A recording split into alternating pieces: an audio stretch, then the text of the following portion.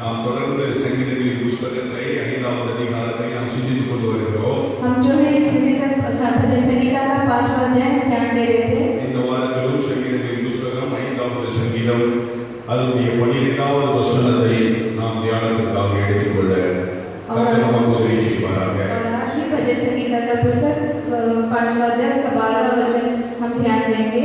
வாசிக்க கேட்போம். கர்த்தாவே நீர் நீதிமானை ஆசீர்வதித்து காருண்யம் என்னும் கேடகத்தினாலே அவனை சூழ்ந்து கொள்வேன்.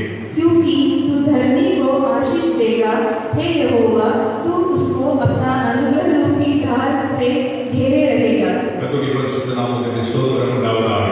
प्रभु की पवित्र नाम की स्तुति हो. நம்முடைய கர்த்தர் ஆசீர்வதிக்கிற கர்த்தராக இருக்கிறார். हमारा प्रभु जो है आशीष देने वाला प्रभु है. ஆமென். आमेन. हालेलुया. हालेलुया.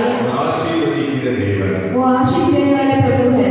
சபிக்கிற தேவன் அல்ல, ஆசீர்வதிக்கிற தேவன். वो हमें श्राप नहीं देते बल्कि आशीष देते हैं. இந்த சங்கீதத்தை நாம் பல வாரங்கள் சிந்தித்திருக்கிறோம். हमने बहुत से हफ्ते इस भजन संगीता को ध्यान दिया. 5வது சங்கீதம் 12வது வசனத்துல ஒரு பெரிய வெளிப்பாட்டோடு கூட சங்கீதக்காரன் தனது சங்கீதத்தை முடிக்கிறதை நாம் வாசித்து பார்க்கிறோம். और इस 5वें अध्याय का 12वां वचन में इस पूरे अध्याय को वो पूरा करता है. கர்த்தாவே நீர் நீதிமானை ஆசீர்வதிக்கிற கர்த்தர். प्रभु तू जो है धर्मी को आशीष देगा. ஹalleluya. ஹalleluya. நமக்கு பொதுவா ஆசீர்வாதம் அப்படின்னு நினைச்ச உடனே பணம், காசு, பேரு, புகழ் அதெல்லாம் நினைவுக்கு வரும். हम जो है जब आशीष ऐसे कहें तो हमें लगता है कि पैसा, धन, दौलत यही मिलेगा.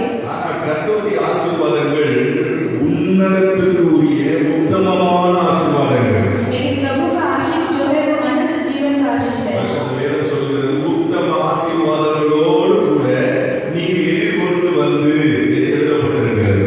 यहाँ पर पवित्र शास्त्र में कहा गया कि उत्तम आशीष से जो है आप आए हो. தேவனை தேடுகிறவர்களுக்கும் தேவனை தேடாதவர்களுக்கும் பணம் இருக்கிறது. जो प्रभु की खोजी है, जो प्रभु को नहीं खोजते हैं, दोनों के पास पैसा है. உலக நன்மை என்று நாம் எதை சொல்லுகிறோமோ அதை தேவனை தேடாதவர்களும் அதிகமாக வைத்திருக்கிறார்கள். जो धन दौलत है वो प्रभु को न जो ना खोजे उनके पास भी है. அப்படின்னா கர்த்தரின் ஆசீர்வாதம் என்ன? तो उसका मतलब प्रभु का आशीष क्या है? அதை நாம் இன்னைக்கு சிந்திக்க போகிறோம். वही आज हम ध्यान देंगे. ஹalleluya. அப்ப கர்த்தர் ஒரு மனிதனை ஆசீர்வதிப்பதற்கு முன்பதாக அந்த மனிதனை நீதிமானாய் மாற்ற விரும்புகிறார். ऐसे प्रभु जो है पहले उस मनुष्य को आशीष देने से पहले उसे धर्मी बनाना चाहते हैं. நீதிமானாய் மாற்றின பின்பு கர்த்தர் ஆசீர்வதிக்கிறவராய் இருக்கிறார். और धर्मी बदलने के उसे धर्मी बनाने के बाद ही उसे आशीष करते हैं. பரிசுத்த வேதம் சொல்லுகிறது தேவனுக்கு முன்பதாக நீதிமான் ஒருவனும் இல்லை. पवित्र शास्त्र कहता है कि परमेश्वर के सामने धर्मी कोई भी नहीं. எல்லாரும் பாவம் செய்து தேவ மகிமை அற்றவர்களாய் மாறிப்போனார்கள் என்று வேதம் சொல்லுகிறது. शास्त्र कहता है कि हर किसी ने पाप किया है और प्रभु की महिमा को खो चुका है. தேவனுடைய விருப்பம் என்ன? எல்லா மனிதனும் நீதிமான்களாய் மாற்றப்பட வேண்டும் என்பது தேவனுடைய விருப்பமாயிருக்கிறது. யார் ஒருவன் தன் பாவங்களை அறிக்கையிட்டு கிறிஸ்து இயேசுவின் இரக்கத்திற்காக காத்திருக்கிறானோ அவனது எல்லா பாவங்களும் மன்னிக்கப்படும், அவன் நீதிமானாய் மாற்றப்படுகிறான். जो मनुष्य अपने पापों को परमेश्वर से नहीं छुपाता और परमेश्वर की दया की राह देखता है, केवल वही धर्मी ठहराया जाता है. ஆமென். ஹல்லேலூயா. நீதி உண்டாக, விசுவாசிக்கப்படும், ரட்சிப்பு உண்டாக, அறிக்கை பண்ணப்படும் என்று நாம் பரிசுத்த வேதத்தில் ரோமருக்கு எழுதின நிருபத்திலே நாம் வாசித்து பார்க்கிறோம். धर्मी ठहराने के लिए विश्वास होना चाहिए, पाप से छुटकारा पाने के लिए पापों को हमें परमेश्वर के सामने रखना चाहिए. அப்போ ஒரு மனிதன் நீதிமானாய் மாற்றப்பட வேண்டும் என்பது தேவனது கிருபையின் சித்தமாய் இருக்கிறது. और ये परमेश्वर की इच्छा है कि हम और उनकी दया है कि हम परमेश्वर के सामने धर्मी ठहराए जाएं. ஆமென் சொல்லுங்க பார்க்கலாம். ஹல்லேலூயா. हालेलुया. அப்படி அவர் நீதிமானாய் மாற்றின பின்பு அந்த நீதிமானை கர்த்தர் ஆசீர்வதிக்கிற கர்த்தராய் இருக்கிறார். और हमें धर्मी बदलने के बाद होने के बाद ही हमें परमेश्वर आशीष करते हैं. ஆமென். ஹல்லேலூயா. ஹல்லேலூயா. எத்தனை பேர் இயேசுவின் இரத்தத்தினாலே கழுவப்பட்டு இருக்கிறீர்கள்? कितने जनों के पाप जो है यीशु मसीह के लहू से धुले गए हुए हैं? எத்தனை பேருக்கு நான் மீட்கப்பட்டிருக்கிறேன் அப்படின்னு ஒரு நிச்சயம் இருக்கிறது? और कितने जन के पास ये निश्चय है कि मैं बच गया हूँ? இந்த கை கால் கை தான் உயருது, அது உயர மாட்டேங்குது. பாத்தீங்களா? கர்த்தருக்கு ஸ்தோத்திரம். எத்தனை பேருக்குள்ள அந்த நிச்சயம் இருக்கிறது? कितने जन के अंदर ये निश्चय है? ஆமென். எனக்குள்ள அந்த நிச்சயம் இருக்கிறது.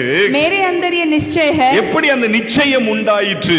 कैसे ये निश्चय होता है? அவருக்கு உள் இருக்கிற மீட்பினாலே, என்னுடைய கிரியையினாலே அல்ல, அவரது கிருபையினாலே நான் நீதிமானாய் மாற்றப்பட்டிருக்கிறேன். यीशु मसीह के छुटकारे के जो दया है उसके द्वारा ही मैं धर्मी ठहराया हूँ. அதனால ரோமர் 8:33 வேதம் சொன்னது, மனிதனை நீதிமானாய் மாற்றுகிறவர் கர்த்தர் ஒருவரே.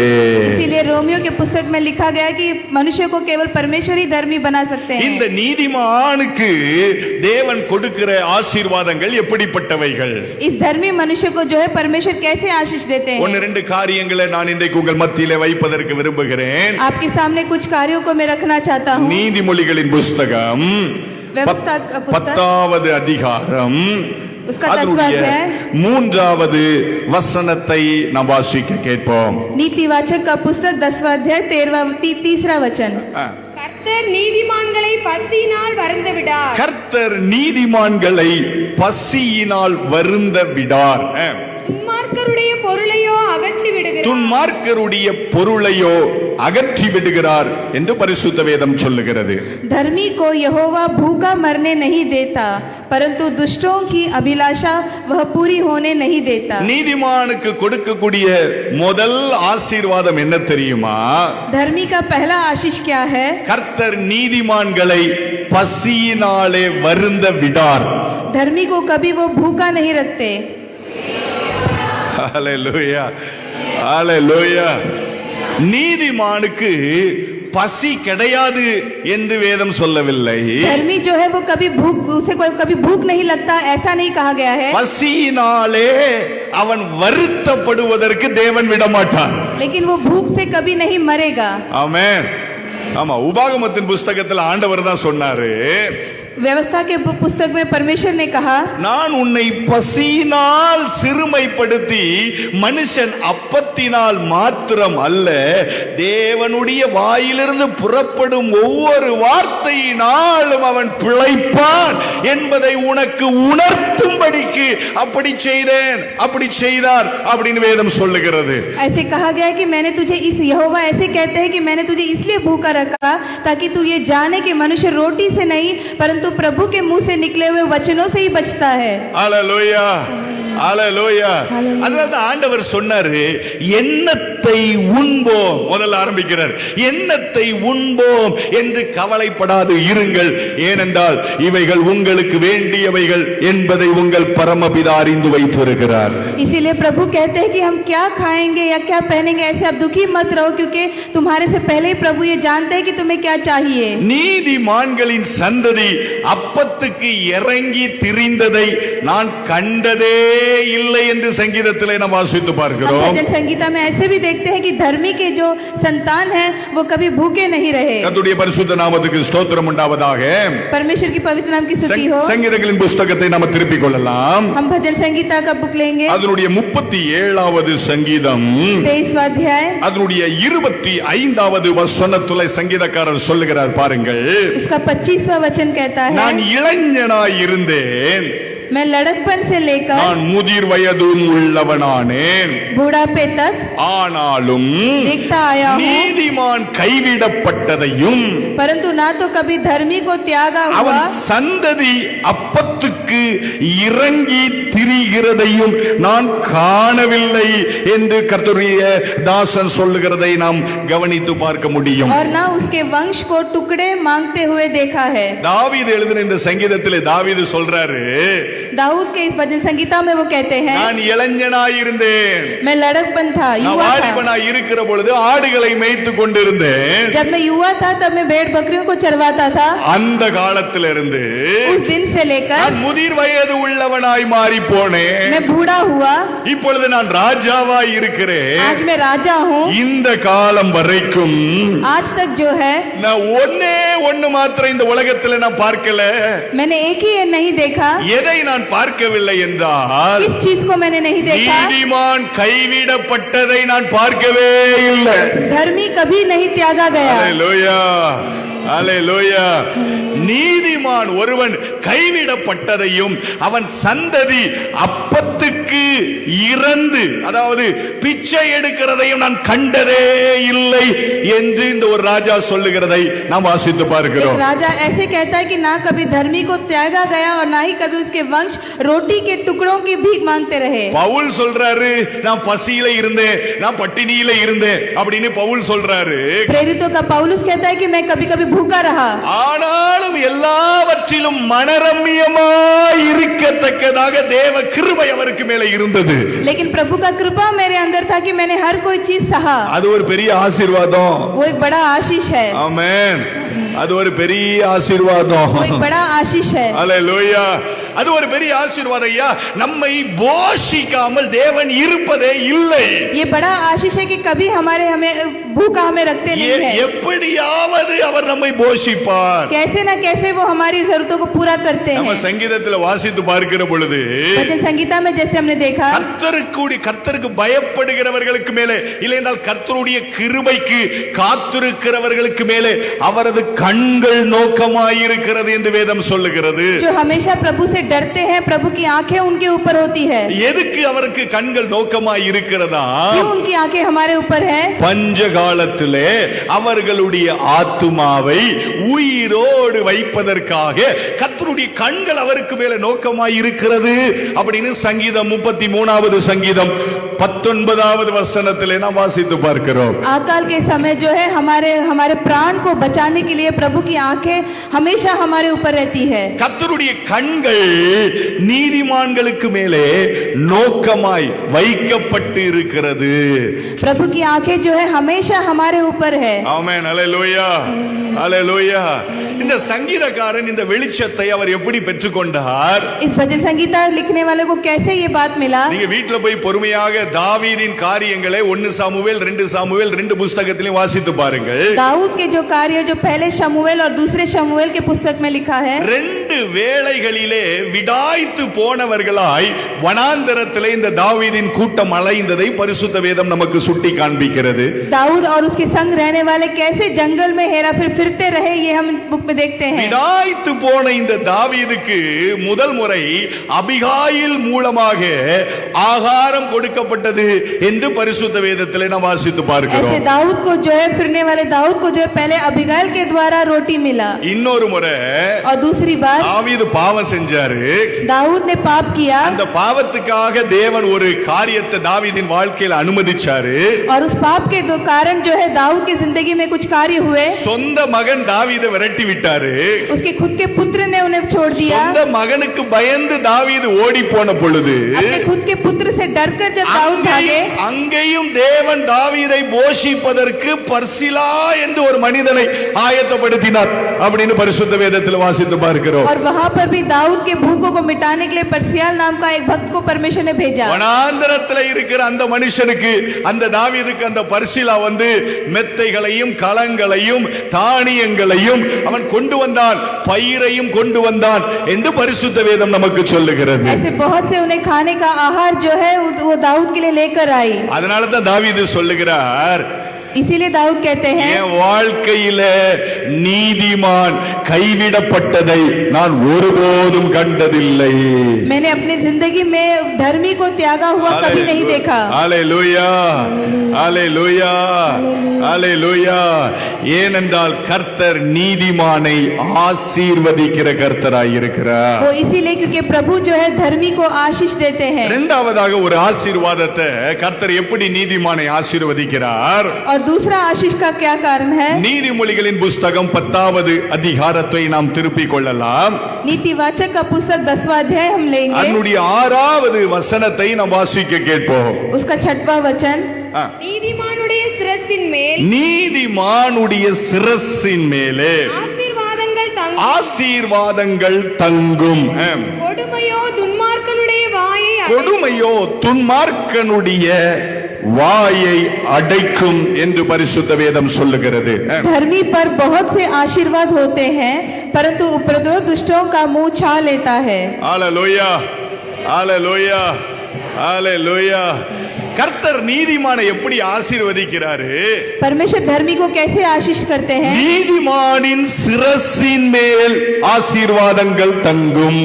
जो धर्मी है उसके सर के ऊपर जो है आशीर्वाद रहता है। சிரசுனா என்னது? सर का मतलब क्या சிரசுனா है? என்னது? தலை. ஆமென் சொல்லுங்க பார்க்கலாமே. सर के ऊपर। ஹalleluya. நீதிமானுக்கு தலைக்கு மேல கர்த்தர் ஆசீர்வாதத்தை வைக்கிறார். धर्मी जो है उसके सर के ऊपर परमेश्वर आशीष रखते हैं। ஆமென். ஹalleluya. நீதிமானின் தலைக்கு மேல. धर्मी के सर के ऊपर। அதனால நம்ம பாட்டு பாடுறோம். நீதிமானின் சிரசின் மேல் நித்திய ஆசீர்வந்திரங்குமே. என்ன ஆசீர்? என்ன ஆசீர்? அந்த பாட்டை இவ்வளவு அழகா எழுதியிருக்காங்க. என்ன ஆசீர்? நித்தியமான ஆசீர். நீதிமானின் சிரசின் மேல் நித்திய ஆசீர்வந்திரங்குமே. கிருபை நன்மைகள் தொடருமே. கேட்பது கிடைக்குமே. கர்த்தரை நம்பியே ஜீவிப்போம். கவலை கஷ்டங்கள் தீர்ந்திடும். கைவிடா காத்திடும் பரமனின் கரங்களை நாம் பற்றி இந்த சிரசுக்கு மேலே ஆண்டவர் வைக்கிற ஆசீர்வாதங்கள் நித்தியமான ஆசீர்வாதங்கள். और ये जो सर के ऊपर रखा हुआ आशीर्वाद जो है वो हमेशा का है। நித்தியமான ஆசீர்வாதம் அப்படின்னா என்ன அர்த்தம்? அழிந்து போகாத ஆசீர்வாதங்களை தேவன் நமது தலைக்கு மேல வைக்க விரும்புகிறார். ऐसा आशीर्वाद जो कभी नहीं मिटेगा वो परमेश्वर हमारे सर के ऊपर रखना चाहते हैं। ஹalleluya. அது என்ன அப்படிப்பட்ட ஆசீர்வாதங்கள்? ऐसा आशीर्वाद क्या है? உபாகமத்தின் புஸ்தகம் 33வது அதிகாரம் அதனுடைய 16வது வசனத்தை எடுத்து நாம் வாசிக்கிற பொழுது ஒரு மனிதனுக்கு அந்த ஆசீர்வாதம் கொடுக்கப்படுகிறது. பாருங்கள். व्यवस्था का पुस्तक 33वां अध्याय उसका 24वां वचन अगर हम पढ़ें। நான் வாசிமா 33:16 வாசிமா. நாடும் அதின் நிறைவும் கொடுக்கும் அருமையான தானியங்களினாலும். யோசேப்பை குறித்து ஒரு ஆசீர்வாதம் கொடுக்கப்படுகிறது. நாடும் அதன் நிறைவும் கொடுக்கும் அருமையான தானியங்களினாலும் உன் வாழ்க்கை ஆசீர்வதிக்கப்படுவதாக. முட்செடியில் எழுந்தருளினவரின் தயை. முட்செடியில் எழுந்தருளினவருடைய தயை யோசேப்புடைய சிரசின் யோசேப்பினுடைய சிரசின் மேலும் சகோதரரில் விசேஷித்தவனுடைய உச்சந்தலையின் மேலும். தன் சகோதரரில் விசேஷித்தவனுடைய உச்சம் தலைக்கு மேலும் வருவதாக என்று ஒரு ஆசீர்வாதம் கொடுக்கப்படுகிறது. और पृथ्वी और जो अनमोल पदार्थ उनमें भरे हैं और जो झाड़ी में रहता था उसकी प्रसन्नता इस स्वभाव के विषय में यूसुफ के सर पर अर्थात उसके सर के चांद पर रहे। ஹalleluya, ஹalleluya. நீதிமானின் சிரசின் மேலே जो धर्मी उसके सर पर, நீதிமானின் தலையின் மேலே जो धर्मी उसके सर पर, நீதிமானின் உச்சந்தலையின் மேலே जो धर्मी उसके सर पर தேவனது தயை கடந்து வருகிறது. परमेश्वर की दया आता है। ஆமென் சொல்லுங்க பார்க்கலாமே. என் தலைக்கு மேல சொல்லுங்க பார்க்கலாம். என் தலைக்கு மேல आप लोग कहिए कि मेरे सर தேவ पर தயவு இருக்கிறது. परमेश्वर की दया है। தேவ தயவு இருக்கிறது. परमेश्वर की दया है। முட்செடியில் எழுந்தருளினவருடைய தயை யோசேப்பின் உச்சம் தலைக்கு மேலே வருவதாக என்று வேதம் சொல்லுகிறது. जो झाड़ी में रहता है उसकी प्रसन्नता इन सभी विषयों में यूसुफ के सर पर रहे। ஏன் அந்த வார்த்தை எழுதப்பட்டிருக்கிறது? क्यों ऐसा लिखा गया है? அவரது கோபமோ ஒரு நிமிஷம், ஆனால் அவரது தயவோ நீடிய வாழ்வு என்று பரிசுத்த வேதம் சொல்லுகிறது. शास्त्र कहता है कि परमेश्वर का गुस्सा केवल 1 मिनट का होता है, लेकिन उनकी दया हमेशा का है। நீதிமான் தவறுகிற பொழுது தேவன் அவனுக்கு மேல் கோபப்பட்டாலும் அவனது தயை அவனை தூக்கி நிறுத்த கிருபை உள்ளதாய் இருக்கிறது. अगर धर्मी कभी कभी डगमगाए तो भी परमेश्वर की दया उसे उठाती है। ஹல்லேலூயா. நீதிமான் 7 தரம் விழுந்தாலும் அவன் என்ன செய்வானா? எழுந்திருப்பான். எதற்காக? தேவன் அவனை தாங்குகிறவராயிருப்பார் என்று பரிசுத்த வேதத்தில் வாசித்து பார்க்கிறோம். धर्मी चाहे अगर बार बार गिरे तो भी परमेश्वर उसे उठाते हैं। நீதிமானை கர்த்தர் ஆசீர்வதிக்கிறார். அவனது தலைக்கு மேலே தேவ தயவு இருக்கிறது. धर्मी को प्रभु आशीष करते हैं, उसके सर पर प्रभु का आशीर्वाद है। சிரசுக்கு மேலே இறங்கி வருகிற ஆசீர்வாதத்தை குறித்து பரிசுத்த வேதத்தில் வாசித்து பார்க்கிற பொழுது ऐसे सर पे रखे हुए आशीर्वाद के बारे में शास्त्र कहता है। சங்கீதங்களின் புஸ்தகம் 103வது சங்கீதத்தை நாம் திருப்பிக் கொள்ளலாம். 103 भजन संगीता அதனுடைய 4வது வசனத்தை நாம் வாசிக்க கேட்போம். उसका 14वां वचन। உன் பிராணனை அழிவுக்கு விலக்கி மீட்டு உன் பிராணனை அழிவுக்கு விலக்கி மீட்டு கிருபையினாலும் உன்னை கிருபையினாலும் உன்னை இரக்கங்களினாலும் முடிசூட்டுகிறவர் இந்த கர்த்தராயிருக்கிறார். वह तो तेरे प्राण को नष्ट होने से बचा लेता है और तेरे सिर पर करुणा और दया का मुकुट बांधता है। ஹல்லேலூயா, ஹல்லேலூயா. அவரது தயவு நம்மை அழிவுக்கு விலக்கி மீட்டுக் கொள்ளுகிறது. उनकी दया हमें बचाता है। எத்தனை பேர் விசுவாசிக்கிறீங்க? कितने जन विश्वास करते हैं? நாம இங்க நிக்க முடியுமா? क्या हम ऐसे खड़े रह सकते நாம हैं? நிக்க முடியுமா? क्या हम இங்க अकेले खड़े रह सकते எந்தோ हैं? அழிந்து போயிருப்போம். कब का हम मिट चुके होते हैं। அவருடைய தயவு நம்முடைய ஆத்துமாவை அழிவுக்கு விலக்கி மீட்ட பிற்பாடு उनकी दया ने हमें बचाया और उसके बाद நம்முடைய தலைக்கு மேலே ஒரு விசேஷித்த கிரீடத்தை கர்த்தர் வைக்கிறார். और हमारे सर के ऊपर परमेश्वर एक मुकुट बांधते அது हैं। முடி என்று எழுதப்பட்டிருக்கிறது. முடி சூட்டுகிறார் என்று எழுதப்பட்டிருக்கிறது. मुकुट बांधते हैं ऐसे कहा गया है। எதை கொண்டு முடி சூட்டுகிறார்? कैसे मुकुट बांधते हैं? கிருபையினாலே, करुणा से இரக்கங்களினாலே और दया से அவர் என்னை முடி சூட்டி இருக்கிறார். हमारे सर पर वो मुकुट बांधते हैं। கோடி ரூபாய் கொடுத்தாலும் கிடைக்குமா? चाहे हम कितने भी पैसा दें, ये கோடி मिलेगा? கோடியா கொடுத்தாலும் இந்த ஆசீர்வாதம் மனிதனுக்கு கிடைக்குமா? हम करोड़ों रुपए दो तो भी ये आशीर्वाद नहीं मिलेगा। நீதிமான் பெற்றுக் கொள்ளுகிற ஆசீர்வாதமாய் இருக்கிறது. ये जो है धर्मी जो है उसे मिलता है। இயேசு கிறிஸ்துவின் இரத்தத்தினாலே கழுவப்பட்டவன் பெற்றுக் கொள்ளுகிற ஆசீர்வாதமாய் இருக்கிறது. यीशु मसीह के लहू से धुलाया गया हो को ये आशीर्वाद मिलता है। நீதிமானின் சிரசுக்கு மேல கர்த்தரின் ஆசீர்வாதம் கிருபையாக இரக்கங்களாக நிறைந்திருக்கிறதையா. जो धर्मी है उसके सर पर परमेश्वर की करुणा और दया से मुकुट बांधे जाते हैं। ஆமென், ஹல்லேலூயா. அந்த கிருபை நம்மை காக்கும். ஆமென். वो करुणा हमें बचाएगा, அந்த கிருபை நம்மை நடத்தும். वो ஆமென். करुणा हमें चलाएगा, அந்த இரக்கங்கள் நம்மை உயிர்ப்பிக்கும். वो ஆமென். दया हमें उठाएगा, அந்த இரக்கங்கள் நம்மை வாழ வைக்கும். वो दया हमें चलाएगा। ஏனென்றால் அவரது இரத்தத்தினால் கழுவப்பட்டவனுக்கு கொடுக்கப்பட்ட वो इसलिए ஆசீர்வாதம். क्योंकि उनके लहू से जो धुले हुए हैं उन्हें मिला गया वो ये आशीर्वाद है। இன்னொரு ஆசீர்வாதம் இருக்கிறது. और एक आशीर्वाद है। சங்கீதம் 23:5 சங்கீதக்காரன் சொல்லுகிறார், भजन संगीता 23वां अध्याय का 5वां वचन। ஈரன் சத்துருக்களுக்கு மத்தியிலே எனக்கு ஒரு பந்தியை ஆயத்தப்படுத்தி என் மே- தலையை எண்ணெயினால் அபிஷேகம் பண்ணுகிறீர் என்று கர்த்தருடைய ஆசீர்வாதத்தை குறித்து வேதம் சொல்லுகிறது. तू मेरे सताने वालों के सामने मेरे लिए एक मेज बिछाता है और तू मेरे सर पर तेल मलता है। கர்த்தருடைய பரிசுத்த நாமத்துக்கு ஸ்தோத்திரம் உண்டாவதாக. परमेश्वर की पवित्र नाम की स्तुति हो। நம்முடைய சிரசுக்கு மேல ஆண்டவர் வைக்கிற அடுத்த நன்மை என்னவென்று கேட்டீர்கள் என்றால் हमारे सर के ऊपर अगला जो आशीर्वाद है वो क्या है? அதற்கு பெயர் அபிஷேகம். उसका नाम अभिषेक है। ஆமென் சொல்லுங்க பார்க்கலாமே. आमीन। ஆமென் சொல்லுங்க பார்க்கலாமே. எவ்வளவு சந்தோஷமான ஆசீர்வாதங்கள் ये பாருங்க. कितना आनंद का आशीष है। அதை கேட்கும்போது ஒரு சந்தோஷம் வருதா? जब हम ये सुनते तब हमें आनंद मिलता है, ஒரு சிரிப்பு வருதா? हमें हंसना எனக்கு மேல मुस्कुराते அவருக்கு हैं। தயை இருக்கிறது, मेरे सर पे परमेश्वर की कृपा என் है, உச்சம் தலையில் அவர் கிருபை இருக்குது, उनकी करुणा है, என் உச்சம் தலையில் அவருக்கு இரக்கம் இருக்கிறது, मेरे सर पर उनकी दया है, என் உச்சம் தலையில் அவருக்கு அபிஷேகம் இருக்கிறது. और मेरे सर पर उनकी अभिषेक அது है। ஆரோனுடைய சிரசுக்கு மேல ஊற்றப்பட்டு அந்த அபிஷேகம் அவனது தாடிகளிலே இறங்குகிறதும் அவனது அங்கிகளிலே வடிகிறதுமான நல்ல தைலத்துக்கு அது ஒப்பாயிருக்கிறது. वो अभिषेक जो है आरोन के सर पर उसे एक सर पर डाला हुआ और उसके शरीर में वो निकला हुआ ऐसा एक अभिषेक है। வேதம் சொல்லுது, शास्त्र कहता है, அங்கே தேவன் ஜீவனை வைத்திருக்கிறார். और वहाँ पर परमेश्वर ने जीवन रखा है। எதுக்கு நம்ம உச்சம் தலையை கர்த்தர் தொடராருங்கிற ரகசியம் உங்களுக்கு விளங்குதா? क्या अब आप समझ में आया कि क्यों सर पर परमेश्वर अपना हाथ ஜீவனை रखते हैं? பெற்றுக் கொள்ளும்படியாக. ताकि हम जीवन पाए। கைகளை உயர்த்தி ஒரு அல்லேலூயா சொல்லுங்க பார்க்கலாமே. हाथ उठाकर हालेलुया कहें। அல்லேலூயா. हालेलुया। நீதிமானை கர்த்தர் பசியினால் வருந்த விடுகிறது இல்லை.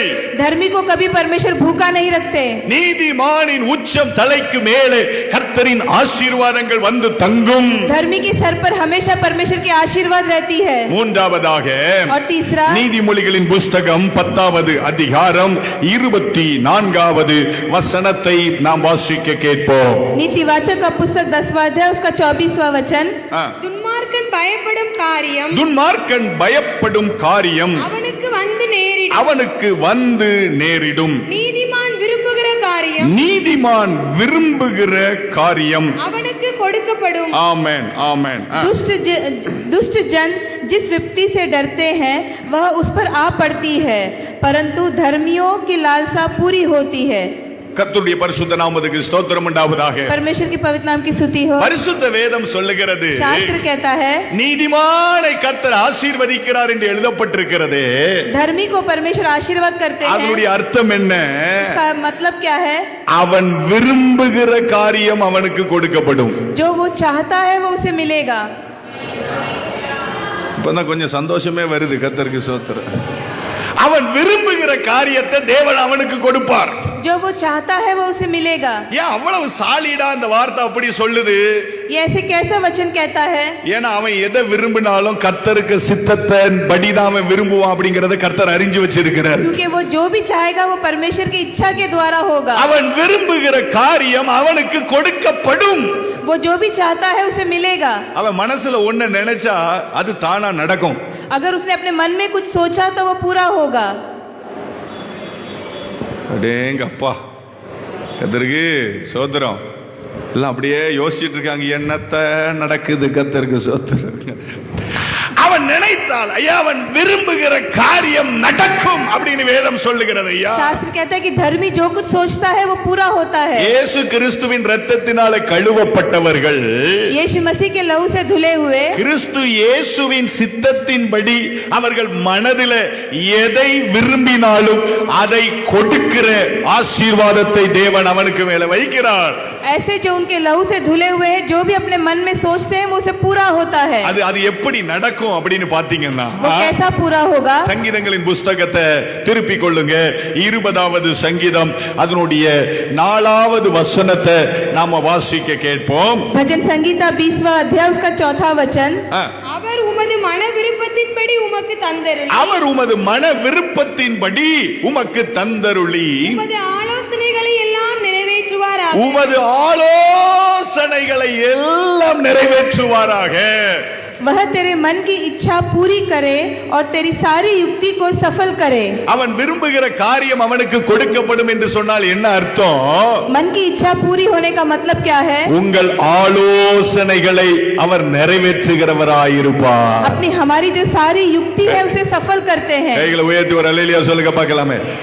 உங்க ஆலோசனைகளை அவர் நிறைவேற்றி கொடுப்பார். ஐயா आप जो भी युक्ति सोचते हैं परमेश्वर उसमें सफलता देते हैं। எப்படிப்பட்ட ஆலோசனைகள்?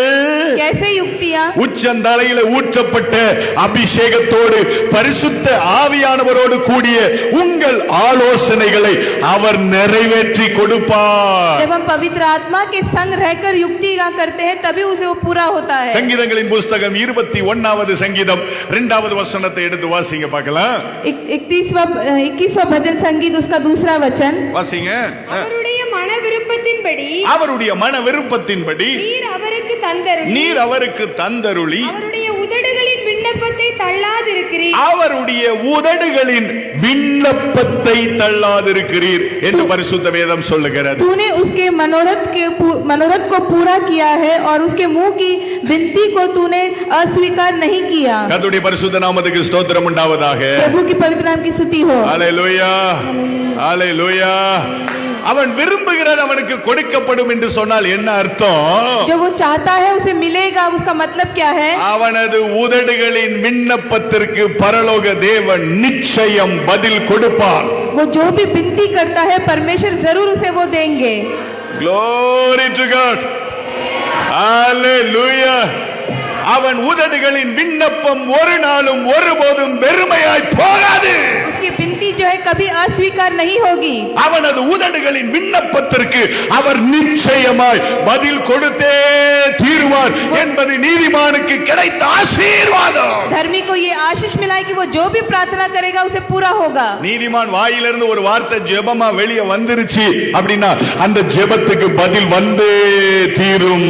धर्मी के मुंह से अगर कोई प्रार्थना निकला तो उस प्रार्थना का जवाब जरूर उसे मिलेगा। ஒருவேளை சில நேரங்கள் தாமதிக்கலாம், हो सकता है कि कभी-कभी पूरा होने के लिए देर हो கொஞ்சம் டிலே ஆகலாம், या कभी-कभी देर हो பதிலுக்கு தடைகள் வரலாம். या कुछ उसमें आचार आए। எவ்வளவு தடைகள் வந்தாலும் அந்த உதடுகளின் விண்ணப்பத்தை நிறைவேற்றுவதற்கு தேவன் வல்லமை உள்ளவராயிருக்கிறார். चाहे कितने भी रुकावट आए तो भी उस प्रार्थना को पूरा परमेश्वर जरूर करेंगे। அவன் விரும்புகிற காரியம் அவனுக்கு கொடுக்கப்படும். वो जो कुछ भी चाहता है उसे मिलेगा। சங்கீதங்களின் புஸ்தகம் 145வது சங்கீதம் அதனுடைய 19வது வசனத்தை எடுத்து நாம் வாசிக்க கேட்போம்.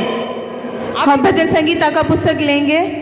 அவர் தமக்கு பயந்தவர்களுடைய விருப்பத்தின்படி செய்து ஆமென். அவர் தமக்கு பயந்தவர்களுடைய விருப்பத்தின்படி செய்து அவர்கள் கூப்பிடுதலை கேட்டு அவர்கள் கூப்பிடுதலை கேட்டு அவர்களை ரட்சிக்கிறார் அவர்களை ரட்சிக்கிறவராயிருக்கிறார். वह अपने डरवों की इच्छा पूरी करता है और उनकी दुहाई सुनकर उनका उद्धार करता है। கர்த்தருடைய பரிசுத்த நாமத்துக்கு ஸ்தோத்திரம் உண்டாவதாக. प्रभु की पवित्र नाम की स्तुति हो। பரிசுத்த வேதம் சொல்லுகிறது पवित्र शास्त्र कहता है அவர்களுடைய கூப்பிடுதலை கேட்டு அவர்களை தப்புவிக்கிறவராய் கர்த்தர் இருக்கிறார். उनकी दुहाई को सुनकर उन्हें उद्धार करता है। ஆமென் சொல்லுங்க பார்க்கலாமே. आमीन कहिए। ஹalleluya. हालेलुया। எத்தனை பேருக்கு இந்த ஆசீர்வாதம் எல்லாம் வேணும்? कितने जन को ये सब आशीर्वाद எத்தனை चाहिए? பேருக்கு இந்த ஆசீர்வாதம் வேணும்? ஆமென். நாம விரும்புகிறது நடக்குமா? ஆமென் சொல்லுங்க பார்க்கலாமே. हम जो इच्छा करते हैं वो पूरा होगा। நமக்கு டைம் வேகமா போயிடுச்சு, அதனால இன்னும் 2 காரியத்தை பட்டுன்னு நான் சொல்லி முடிச்சிடுறேன். और நீதிமானை கர்த்தர் இப்படி ஆசீர்வதிக்கிறார். और 2 कार्य में कहता हूँ। நீதிமொழிகளின் புஸ்தகம் 12வது அதிகாரத்தை நாம் திருப்பிக் கொள்ளலாம். नीतिवाचक का पुस्तक 12वां अध्याय அதனுடைய 21வது வசனத்தை நாம் வாசிக்க கேட்போம். 21वां वचन।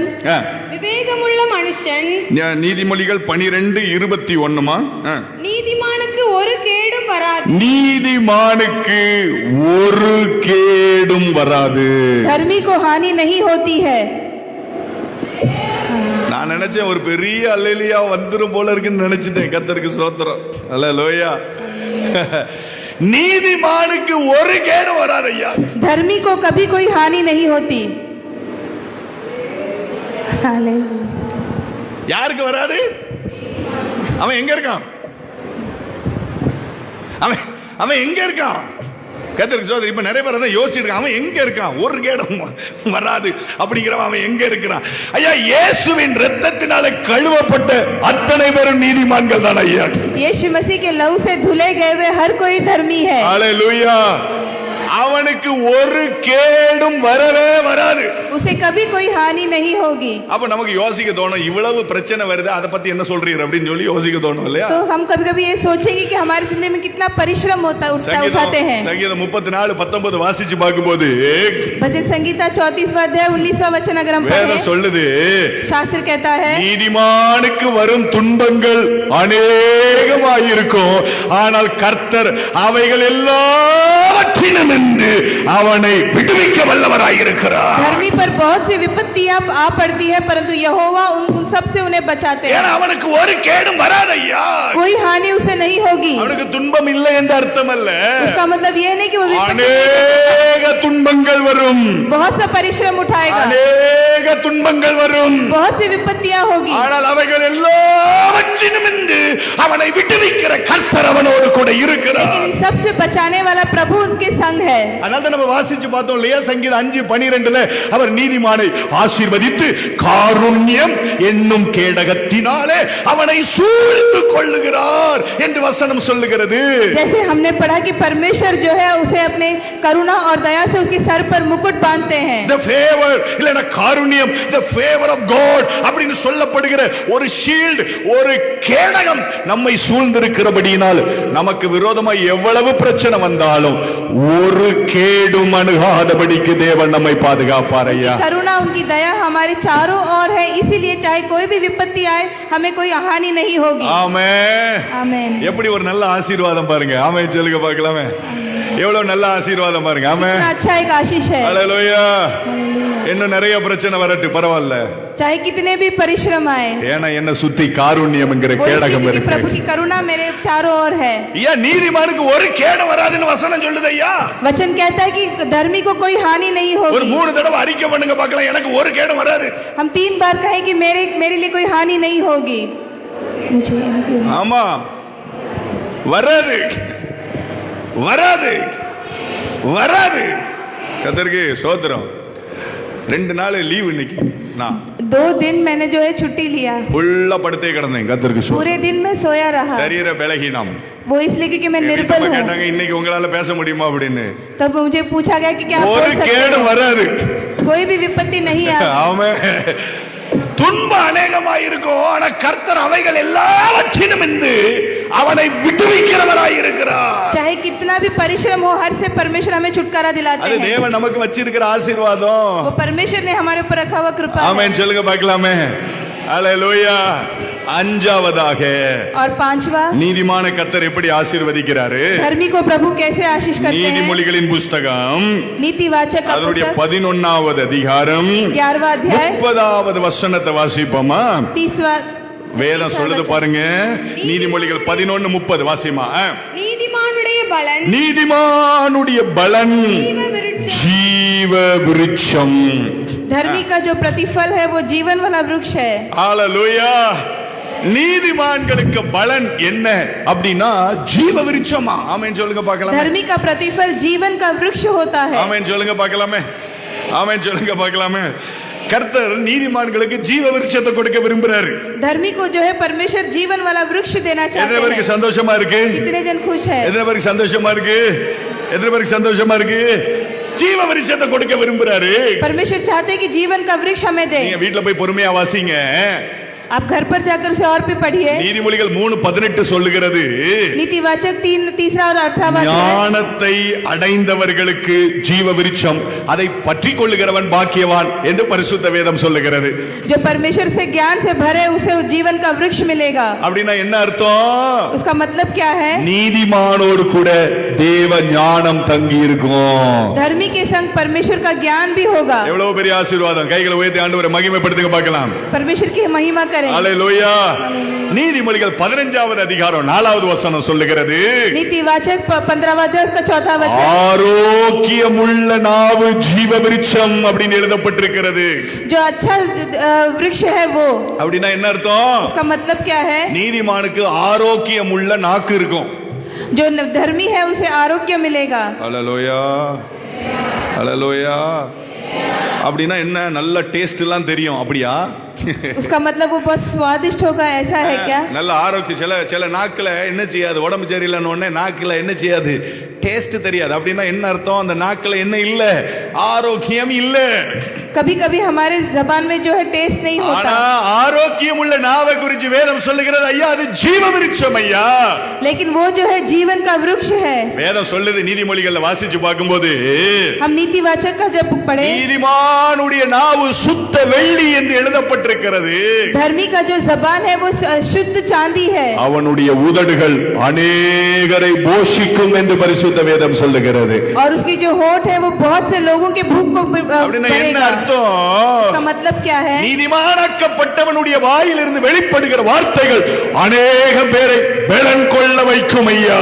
जो धर्मी शब्द बोलते हैं वो बहुत से लोगों को उसके बल से भरेगा। இது ஒரு ஆசீர்வாதமா ஆசீர்வாதம் இல்லையா? क्या ये आशीषदायक है?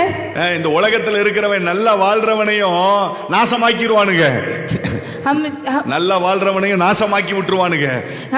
जो कभी कभी कुछ शब्द ऐसे होते हैं कि जो अच्छा जी रहा है उसे भी मिटा देता है, டிஸ்கரேஜ் பண்ணுவாங்க. उन्हें कभी कभी अशांत बनाते हैं, அவன் நல்லா இருக்கிறவனை கூட கீழே விழ வச்சிருவாங்க. कभी कभी वो अच्छा रहता है लेकिन उसे गिरा देते हैं। ஆனா நீதிமான் அப்படி அல்ல.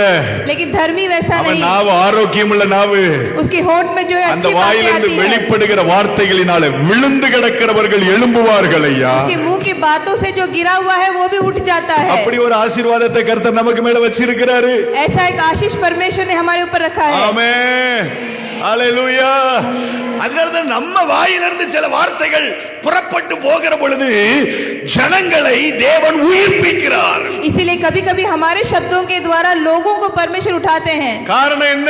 इसका कारण क्या है? அது தேவ ஆசீர்வாதம். प्रभु का आशीष है, அது நமது ஞானம் அல்ல, वो हमारा ज्ञान அது नहीं, நமது புத்தி அல்ல, वो हमारा அது बुद्धिमानता நமது नहीं, கிரியைகள் அல்ல, हमारा क्रिया அது नहीं, நமது தாளந்து அல்ல. ये हमारा काम। தேவனது ஆசீர்வாதம் நமது தலைக்கு மேல் இருப்பதினால் அது நடக்கிறது. परमेश्वर का आशीष हमारे सर पर है, इसलिए இந்த உலகத்திலேயும் ஜீவ விருட்சத்தை நமக்கு தர்றாரு. इस पृथ्वी का वृक्ष भी हमें देते हैं। ஜெயம் கொள்ளுகிறவனுக்கு ஜீவ விருட்சத்தை தருவேன் என்று வாக்கு பண்ணினவர் மறுமையிலையும் ஜீவ விருட்சத்தை நமக்கு கொடுக்க கிருபை உள்ளவராய் और இருக்கிறார். अनंत जीवन में भी हमें जीवन का वृक्ष देते हैं। அவர் நீதிமானை ஆசீர்வதிக்கிற கர்த்தராய் இருக்கிறார். धर्मी को जो है वो आशीष देते हैं। உத்தம ஆசீர்வாதங்களோடு கூட நமக்கு எதிர்கொண்டு வந்து நமது சிரசிலே கிரீடங்களை வைக்கிற கர்த்தராய் நமது தேவன் और இருக்கிறார். उत्तम आशीर्वाद के द्वारा हमारे सर पर परमेश्वर मुकुट बांधते இந்த हैं। ராத்திரி வேளையில நாம் எல்லாரும் முழங்கால் படியிட்டு கர்த்தருக்கு ஸ்தோத்திரம் செலுத்துவோம். हम सब घुटने टेक कर प्रभु की स्तुति करें। நாம் எல்லாரும் ஆண்டவருக்கு ஸ்தோத்திரம் செலுத்துவோம். நம்மை ஆண்டவர் இந்த அருமையான நாளிலே அவரது இரத்தத்தினாலே நம்மை மீட்டு கொண்டபடியினாலே நாம் கைகளை உயர்த்தி கொஞ்ச நேரம் கர்த்தருக்கு ஸ்தோத்திரம் செலுத்துங்க. ஒருவேளை நாம இன்னும் அந்த இரத்தத்திற்குள்ளாக சரியாக வரவில்லை என்று சொன்னால் இன்றைக்கு நம்மை ஒப்பு கொடுத்து, தேவனே என்னை மறுபடி ஒரு விசை உம்முடைய பாதத்திலே நான் சமர்ப்பிக்கிறேன், மறுபடி ஒரு விசை உமது இரத்தத்தின் சுத்திகரிப்புக்கு நான் என்னை சமர்ப்பிக்கிறேன். அல்லேலூயா. என்னை நீதிமானாய் மாற்றுகிறதற்கு நீர் கிருபை உள்ளவராய் இருக்கிறீர் என்பதை நான் விசுவாசிக்கிறேன். எல்லாரும் சபையில வாயை திறந்து அந்த வார்த்தைகளை சொல்லுங்க. நீதிமானை ஆசீர்வதிக்கிற கர்த்தர் உங்களை ஆசீர்வதிப்பார். நீங்களும் உங்க சந்ததிகளும் அப்பத்துக்காக இறந்து திரிகிற ஒரு நிலைமையை கர்த்தர் அனுமதிக்க மாட்டார்.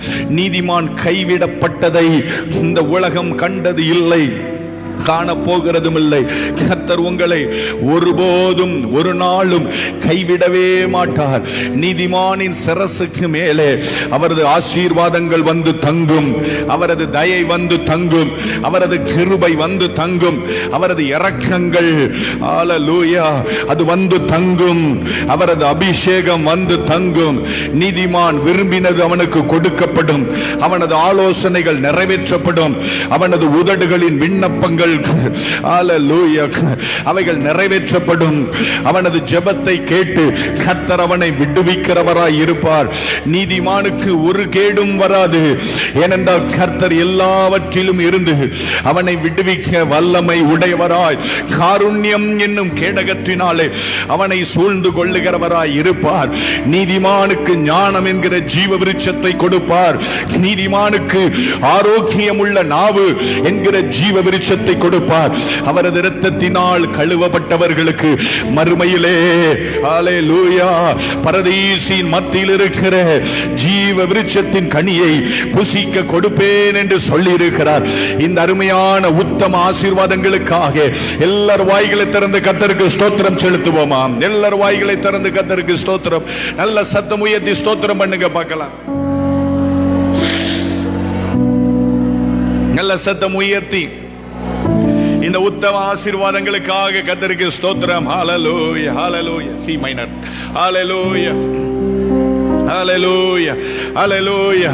இந்த உத்தம ஆசீர்வாதங்களுக்காக கர்த்தருக்கு ஸ்தோத்திரம் செலுத்துவோம். ஹalleluya ஹalleluya ஹalleluya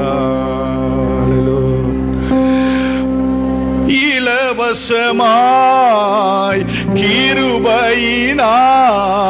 நீதிமானாக்கி விட்டீர் ஐயா, நீதிமானாக்கி விட்டீர்.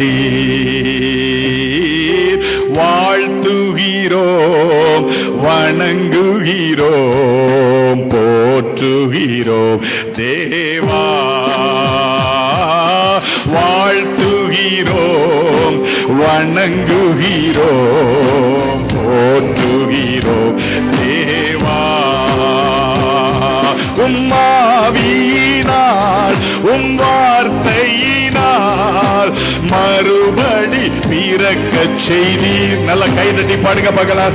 உம்மாவியினால் வார்த்தையினால் மறுபடி பிறக்கச் செய்தீர்.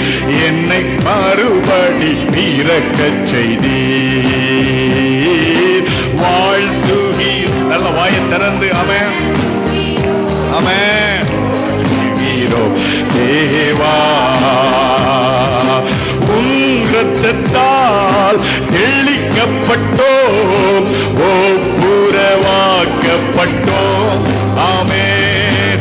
உன் இரத்தத்தால் தெளிக்கப்பட்டோம், ஒப்புரவாக்கப்பட்டோம். ஐயா, ஒப்புரவாக்கப்பட்டோம். ஐயா, ஒப்புரவாக்கப்பட்டோம். வாழ்த்துகிறோம். ஆமென். Glory to God. நல்ல உற்சாகமாய் விடுதலையோடு பாடுங்க. நன்மைகளை நினைச்சு வாழ்த்துகிறோம், வணங்குகிறோம், போற்றுகிறோம் தேவா. உம்மை நோக்கி பார்க்கின்றோம், பிரகாசம் அடைகின்றோம். உம்மை நோக்கி ஆமென் ஹalleluya பிரகாசம் அடைகின்றோம். ஐயா, பிரகாசம் அடைகின்றோம். வாழ்த்துகிறோம். நல்ல அவரை துதிங்களே, நன்றியோட துதிங்க பார்க்கலாமே. நன்றி சொல்லி துதிக்கலாமே. வாழ்த்துகிறோம், போற்றுகிறோம் தேவா. உம்மை அன்றி யாரிடம் செல்வோம்? ஜீவனுள்ள வார்த்தை நீரே. உம்மை அன்றி யாரிடம் செல்வோம்? ஜீவனுள்ள வார்த்தை நீரே. ஐயா, ஜீவனுள்ள ஆமென் ஹalleluya. ஐயா, ஜீவனுள்ள வார்த்தை நீரே. வாழ்த்துகிறோம், வணங்குகிறோம், போற்றுகிறோம் தேவா. வணங்குகிறோம், போற்றுகிறோம் தேவா.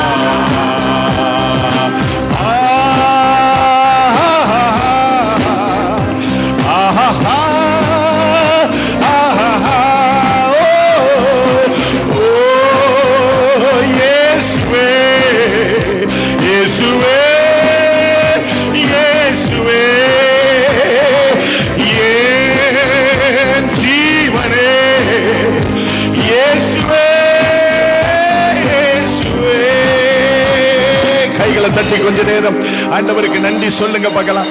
நல்ல விசுவாசத்தோடு கைகளை தட்டி, எனக்கு ஒரு கேடும் சம்பவிக்காது, என் தலைக்கு மேல உமது ஆசீர்வாதம் வந்து தங்கும். என்னை உமது காருண்யம் காக்கும். எனது நாவு ஆரோக்கியம் உள்ளதாய் இயேசுவின் நாமத்தினாலே அது மாறுவதாக. என் சரசுக்கு மேலே உமது உத்தம ஆசீர்வாதங்கள் இப்பொழுது வந்து தங்குவதாக. உமது இரத்தத்தின் வல்லமையினாலே என் வாழ்வை விடுவித்தவரே, சுத்திகரித்தவரே, நீதிமானுக்கு உண்டாகிற நன்மைகள் இப்பொழுது உண்டாவதாக. இயேசுவின் நாமத்தினால் அவிசுவாசங்கள் மாறட்டும், அவ நம்பிக்கைகள் மாறட்டும், விடுதலை உண்டாகட்டும், வெற்றி உண்டாகட்டும். நீதிமானை கர்த்தர் பாதுகாத்துக் கொள்ளுகிறபடியினாலே இயேசுவின் நாமத்தினாலே உமது காருண்யம் உமது பிள்ளைகளை காப்பதாக என்று நாங்கள் ஜெபிக்கிறோம். தேவனே, நீர் எங்களை நீதிமான்களாய் மாற்றினீர். எங்க கிரியைகளை பார்த்து அல்ல, நாங்கள் பாவிகளாய் இருக்கிற பொழுது நீர் எங்களுக்காக மரித்து உமது அன்பை வெளிப்படுத்தினீர். அந்த அன்பின் நிமித்தமாக நீர் எங்களுக்கு மேல தயை உள்ளவராய் இருக்கிற அந்த கிருபைகளுக்காக நாங்கள் உமக்கு நன்றி செலுத்துகிறோம். ஒரு விசை உமது சமூகத்திலே நாங்கள் கடந்து வருகிறோம். எங்களை பரிசுத்தப்படுத்தும். நீதிமானுக்கு கொடுக்கப்படுகிற ஆசீர்வாதங்கள் இந்த பைபிள் ஸ்டடியில கலந்து கொண்டு ஒவ்வொருவருக்கு மேலையும் தங்கி இருப்பதாக என்று இயேசுவின் நாமத்தினால் நாங்கள் ஜெபிக்கிறோம். ஒரு விடுதலை பெற்ற பெண்மானை போல உமது பிள்ளைகள் கடந்து போக கர்த்தர் உதவி செய்தருளுவீராக. எல்லா துதி கன மகிமையை நாங்கள் உங்களுக்கு தருகிறோம். இயேசு கிறிஸ்துவின் நாமத்தில் ஜெபிக்கிறோம் எங்கள் ஜீவன் உள்ள நல்ல பிதாவே. ஆமென், ஆமென், ஆமென். என் ஆத்துமாவே கர்த்தரை ஸ்தோத்திரி, என் முழு உள்ளமே அவருடைய பரிசுத்த நாமத்தை ஸ்தோத்திரி. என் ஆத்துமாவே கர்த்தரை ஸ்தோத்திரி, அவர் செய்த சகல உபகாரங்களையும் மறவாதே. ஆமென். ஒரு 3 அல்லேலூயா சொல்லலாமா? ஹல்லேலூயா, ஹல்லேலூயா. கர்த்தர் உங்களை ஆசீர்வதிப்பாராக. ஆமென், ஆமென்.